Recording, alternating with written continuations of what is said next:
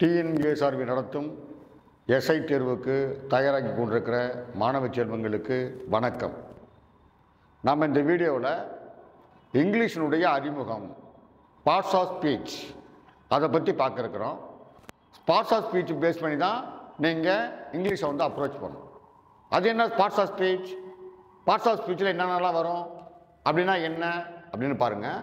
First parts of speech என்பது parts of speech. ஒன்று noun.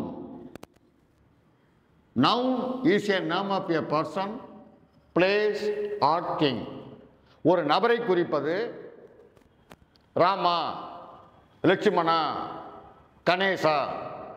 ஒரு இடத்தை குறிப்பது சென்னை, மும்பை, டெல்லி. ஒரு பொருளை குறிப்பது சேர், பென், பென்சில். இது மாதிரி குறிக்கிறது noun. Noun is a name of a person, place or thing. இதில் பெயர்ச்சொல்னு சொல்லுவோம். நவுன் என்பது பெயர்ச்சொல். நவுன் என்பது பெயர்ச்சொல். இதில் நம்ம வகையெல்லாம் பார்ப்பாங்க. அதில் என்ன நவுன் இருக்குது? நவுனில் common noun, collective noun, proper noun, material noun, abstract நவுன்னு பிரிப்பாங்க. அது சில ரூல்ஸுக்காக அதில் என்னென்னலாம் தெரியணுமோ அதுக்கு நம்ம தெரியணும். தெரிஞ்சுக்கிட்டோம்னா சிங்குலர் ப்ளூரலில் தப்பு பண்ணுவாங்க. அப்போ நம்ம நவுனை பற்றி நம்ம தெளிவாக நான் சொல்கிறேன். ஒன்று noun. Second one is pronoun. Pronoun அப்படின்னா என்னென்னா பிரிதி பெயர்ச்சொல். பிரிதி பெயர்ச்சொல். நவுனுக்கு பதிலாக பயன்படுத்துவது பிரிதி பெயர்ச்சொல். அது என்ன பிரிதி பெயர்ச்சொல்? நவுனுக்கு பதிலாக என்ன பயன்படுத்துவீங்க? இதில் பார்த்தீங்கன்னா நான், ஐ. இதில் பார்த்தீங்கன்னா முதல்ல மூணாக பிரிப்பார்கள். ஏதோ மூணாக பிரிப்பீங்க? ஃபர்ஸ்ட் பர்சன், தன்மை. யார் பேசுகிறாரோ அவர் தான் ஃபர்ஸ்ட் பர்சன். செகண்ட் பர்சன், யார் கேட்குறாரோ அவர் செகண்ட் பர்சன். இவங்க ரெண்டு பேரையும் தவிர்த்து இருப்பாங்க, அது தேர்ட் பர்சன். அப்போ ஃபர்ஸ்ட் பர்சனா, செகண்ட் பர்சனா, தேர்ட் பர்சனா? ஃபர்ஸ்ட் பர்சனில் எது சிங்குலர், எது புளூரல்? செகண்ட் பர்சனில் எது சிங்குலர், எது புளூரல்? Third person singular. அவங்க ரூல் சொல்லுவாங்க. தேர்ட் பர்சன் சிங்குலர் வெர்போட எஸ் இல்லைன்னா இஎஸ் சேர்ந்து வர வேண்டும். Rama writes a letter. ஏன்னா Rama third person singular. Geeta sings a song. Sings a song. It writes, அது எழுதுகிறது அப்படின்னு சொல்லுவாங்க. அப்போ third person singular, first person singular ஐ. இது சப்ஜெக்ட் புரோனவுன் சொல்லுவாங்க. அதே ஆப்ஜெக்ட் புரோனவுன் சொல்லும்போது நான், என்னை, மீன்னு மாறும். அவர், அதாவது வி, நாம், அவர், நம்மை, அஸ், நம்மை என்று மாறும். ஹி, ஹிம், அவனை என்று மாறும். ஷி, ஹர், அவளை என்று மாறும். அப்போ subject pronoun, object pronoun, possessive pronoun. அது என்ன பொசசிவ்? எனக்கு உரியது, myself. It is my pen, the pen is mine, possessive. Reflexive pronoun. ரெஃப்ளெக்சிவ்னா நானே, மை செல்ஃப்.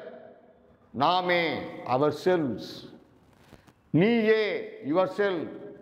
நீங்களே, யுவர் செல்வ்ஸ். அவனே, ஹிம்செல்ஃப். அவளே, ஹெர்செல்ஃப். இதை பற்றிலாம் ப்ரொனவுனை பற்றி நம்ம பண்ணுவோம். உங்களுக்கு எக்ஸாம் பாயிண்ட் ஆஃப் வியூவில் என்ன கேட்பாங்கன்னா ரிலேட்டிவ் ப்ரொனவுன் கேட்பாங்க. எப்படி கேட்பாங்க அப்படின்னு பார்த்தீங்கன்னா, this is the house dash built by my uncle. இந்த வீடு, இந்த வீடு என்பது என்ன? உயிரில்லாத ஒரு பொருள். உயிரில்லாத பொருளை குறிக்கிறதுக்கு என்ன பயன்படுத்துங்க? Relative pronoun which. This is the house which is built by my uncle. இது எனது மாமாவால் கட்டப்பட்ட வீடுன்னு சொல்லுவோம். அப்போ ப்ரொனவுன் அதனுடைய டைப்பு எதுக்கு பயன்படுத்துறோம்னு தெரிஞ்சுக்கிட்டோம்னா இது நமக்கு ஓகே. மூணாவது அட்ஜெக்டிவ். அட்ஜெக்டிவ்னா என்ன? Adjective is a word which modifies or added to the meaning of noun or pronoun. நவுனை பற்றியோ பெயர் சொல்ல பற்றியோ, ப்ரொனவுன் பெருதி சொல்ல பற்றியோ ஏதாவது ஒரு அர்த்தத்தை ஏற்றி கொடுக்கும். அதுக்கு பேர் தான் அட்ஜெக்டிவ். இதுக்கு பேர் பெயர் உரிச்சொல். பெயர் உரிச்சொல். இது என்ன meaning? she is a girl. she is a girl. அவள் ஒரு பெண்மணி. she is a beautiful girl. அவள் எப்படிப்பட்ட பெண்மணி என்று அவள் என்கிற ப்ரொனவுனை மாடிஃபை பண்ணி சொல்றதால இதுக்கு பேர் வந்து adjective. he is a boy. he is a boy. அவன் ஒரு மாணவன். he is an intelligent boy. அவன் ஒரு புத்திசாலியான மாணவன். Chennai is a city. Chennai is a large city. அந்த லார்ஜ் என்றதோ கிரேட் என்றதோ பியூட்டிஃபுல் என்றதோ இன்டெலிஜென்ட் என்றதோ அட்ஜெக்டிவ். அட்ஜெக்டிவ் என்றால் ஒன்றுமல்ல, adjective is a word which modifies or added something to the noun or pronoun, that is called adjective. பெயர் உரிச்சொல் என்பது பெயர் சொல்லையோ பெயர் உரிச்சொல்லையோ அதனுடைய அர்த்தத்தை ஏற்றி கொடுப்பது, அதுக்கு பேர் அட்ஜெக்டிவ்னு பேரு. அடுத்து பாருங்க, அடுத்து வந்து அட்வெர்பு. அட்வெர்ப்னா என்ன? வினை உரிச்சொல். வினை உரிச்சொல். வினை உரிச்சொல்னா என்ன? Adverb is a word which describes or modifies verb. வெர்பை மாடிஃபை பண்ணும். அப்ப இன்னும் ஒரு அட்ஜெக்டிவ் மாடிஃபை பண்ணும், இன்னும் ஒரு அட்வெர்பை மாடிஃபை பண்ணும். அப்படி மாடிஃபை பண்ணக்கூடிய வார்த்தை தான் அட்வெர்பு. அந்த அட்வெர்பு பார்த்தீங்கன்னா வெரி, குயிக்லி, கிளவர்லி அப்படிங்கிற வார்த்தைலாம் வரும். இது ஜென்ரலாக எல்ஒயில முடியும். எல்ஒயில முடியறது வந்து நமக்கு அட்வெர்பாக நம்ம பண்ணலாம். இந்த அட்வெர்பை மாடிஃபை பண்ணுறதுல அப்போ வெர்பு ஒன்று இருக்க வேண்டும். 5 வந்து வெர்பு. வெர்பு என்பது வினைச்சொல். வினை இல்லாமல் எந்த விதமான சென்டென்ஸ் இருக்காது. It is an action word. Action word அதாவது வினைச்சொல். அந்த வினைச்சொல்ல வந்து வினைச்சொல் வினைதான் மிக முக்கியமானது. இதைத்தான் நம்ம என்ன பண்ணுவோம்? டென்ஸாக பிரிப்போம். டென்ஸை நீங்கள் தெளிவாக தெரிந்து கொண்டால் அனைத்தையுமே எளிமையாக புரிந்து கொள்ளலாம். டென்ஸ் எடுத்தால் எப்படி பண்ணுவீங்க? Present tense. அந்த ப்ரெசன்ட் டென்ஸில் எத்தனை விதமாக இருக்கு? மொத்தம் 4 விதமான ப்ரெசன்ட் டென்ஸ் இருக்கு. என்னென்ன இருக்கு? Simple present tense, present continuous tense, present perfect tense, present perfect continuous tense. அது மாதிரி பாஸ்ட் டென்ஸ். பாஸ்ட் டென்ஸ் வந்து simple past tense, past continuous tense, past perfect tense, past perfect continuous tense. அது மாதிரி future. ஃபியூச்சருக்கு வந்து simple future tense, simple future tense, future continuous tense, future perfect tense, future perfect continuous tense. இந்த 12 டென்ஸையும் தெரிந்து கொள்ள வேண்டும். ஏன்னா உங்களுக்கு கேட்கக்கூடிய ஆக்டிவ் வாய்ஸ் பேசிவ் வாய்ஸை சரியாக ஆன்சர் பண்ணுறதுக்கும், டிகிரிஸ் அதாவது டைரக்ட் ஸ்பீச் இன்டைரக்ட் ஸ்பீச்சை பண்ணுறதுக்கும் இது மிகவும் முக்கியமானது. இப்போ உதாரணம் பாருங்கள். Rama writes a letter, simple present tense. Rama is writing a letter, present continuous tense. Rama has written a letter, present perfect tense. Rama has been writing a letter, present perfect continuous tense. இதை வந்து இதில் ஒன்றுக்கு நான் மாற்ற போகிறோம். இந்த ஸ்ட்ரக்சர் தெரிஞ்சுக்கணும். அந்த யூசேஜ் சொல்ல வேண்டும். உதாரணத்துக்கு பாருங்கள்.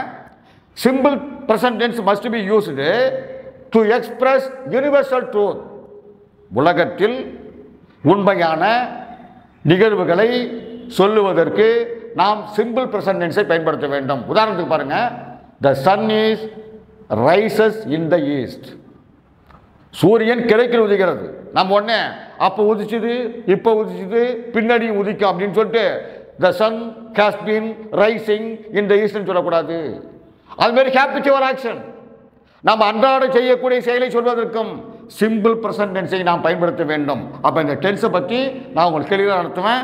இதை பார்த்தீங்கன்னா டென்ஸு அதனுடைய பயன்பாடுகளை நீங்கள் தெளிவாக தெரிந்து கொள்ளலாம். இதான் ரொம்ப பேஸு. இதை வச்சு என்னென்ன பண்ண போறீங்க?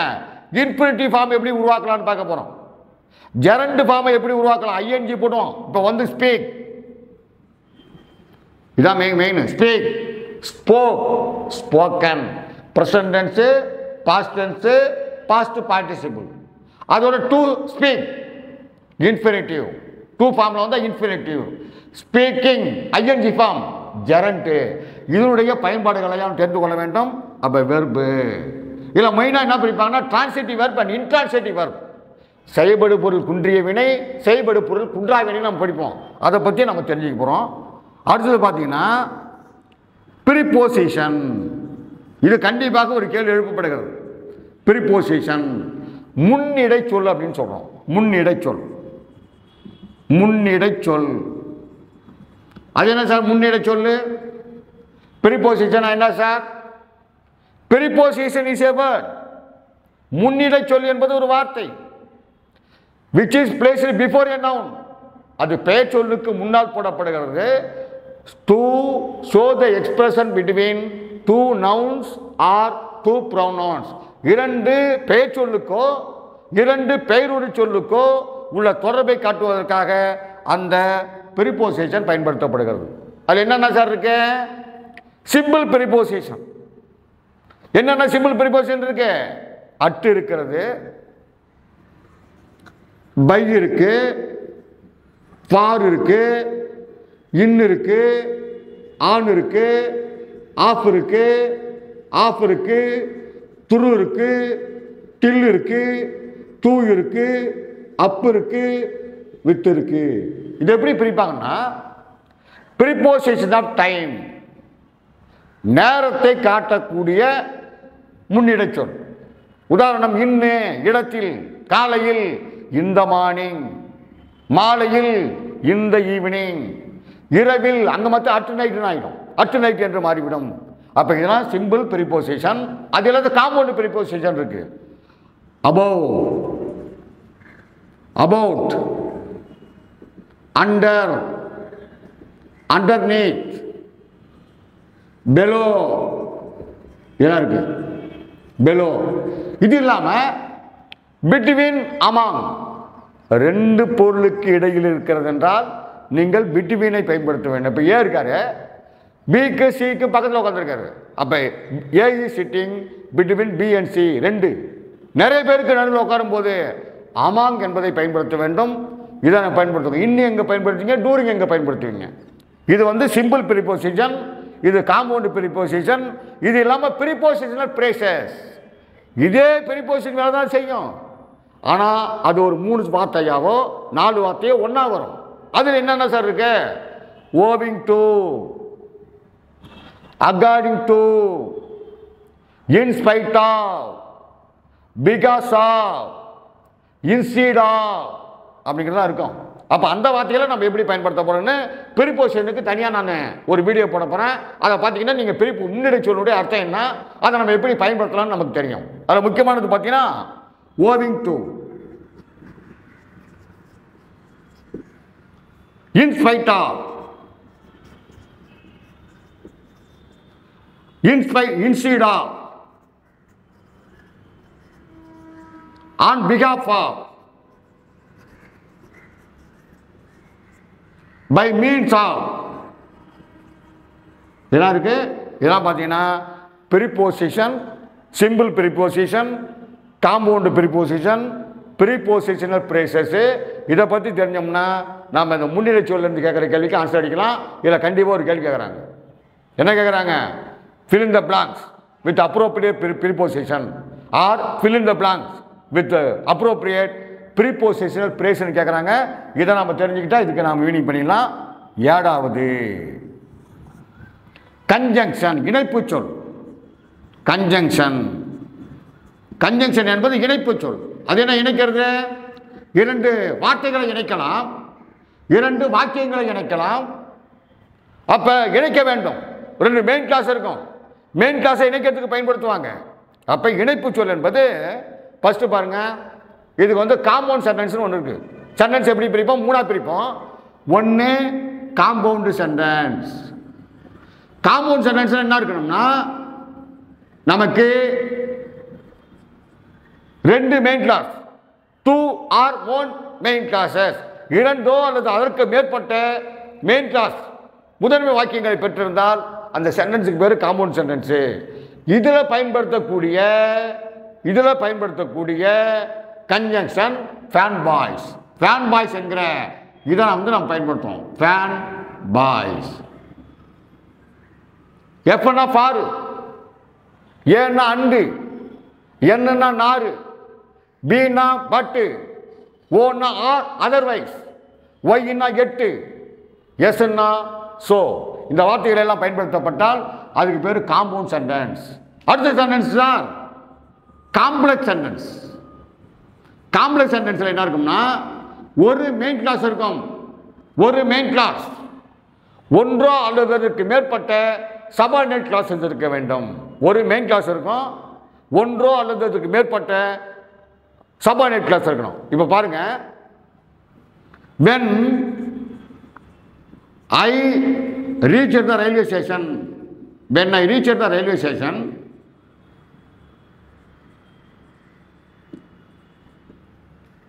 the train had left.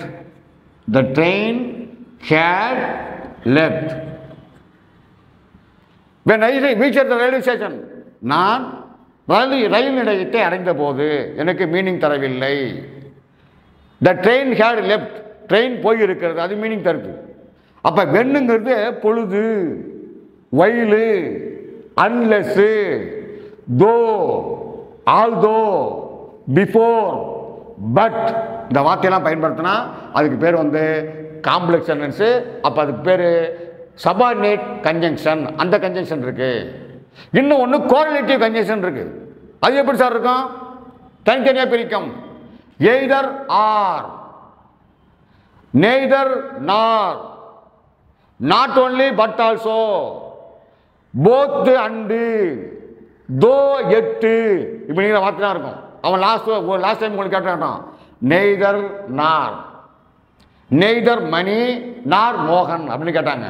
அப்போ நம்ம ரூலு சப்ஜெக்ட் வெர்பு அக்ரிமெண்ட்டுக்கு போவோம். எந்த வெர்பை போடுவீங்க? சிங்குலர் போடுவீங்களா, புளூரல் போடுவீங்களான்னு அங்கே போகுது. அப்போ அதையும் நம்ம தெரிஞ்சா பண்ணிக்கலாம். Simple sentence. அடுத்து சிம்பிள் சென்டென்ஸ் எப்படி இருக்கு சார்? சிம்பிள் சென்டென்ஸுங்கிறது ஒரே ஒரு ஃபைனைட் வெர்பை பெற்றிருக்க வேண்டும். ஃபைனைட் வெர்பு, முற்றுப்பெற்ற வினைகள். ஒரே ஒரு முற்றுப்பெற்ற வினைகள் இருந்தால் அதற்கு பெயர் ஃபைனைட். அந்த சென்டென்ஸ் வந்து சிம்பிள் சென்டென்ஸாக இருக்கும். மொத்தம் 3 விதமான சென்டென்ஸ். என்னென்ன sentence? Compound sentence, first simple sentence, complex sentence, compound sentence. அப்போ அதில் எப்படி நீங்கள் பண்ணுவீங்க? இது அது வந்து கன்ஜங்ஷன். அப்போ correlative conjunction, either or, neither nor, not only but also, இது மாதிரி கொடுப்பாங்க. நம்ம கன்ஜங்ஷன் கேட்டால் அதை கேட்பாங்க. fill in the blanks with the suitable connector or suitable linkerன்னு கேட்பாங்க. இதை தாங்க நம்ம படிக்க போகிறோம்.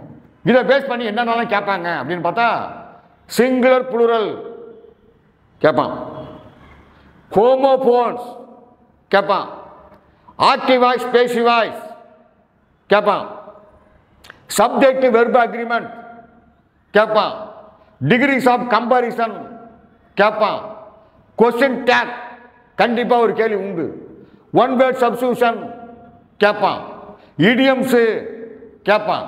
இது மாதிரி கேட்கறது அந்த 10 கேள்வி வரும். அந்த 10 கேள்வியும் நான் ஒன்று ஒன்றா சப்ஜெக்ட்டுக்கு தகுந்தவாறு நாங்கள் வீடியோ போடுறோம்.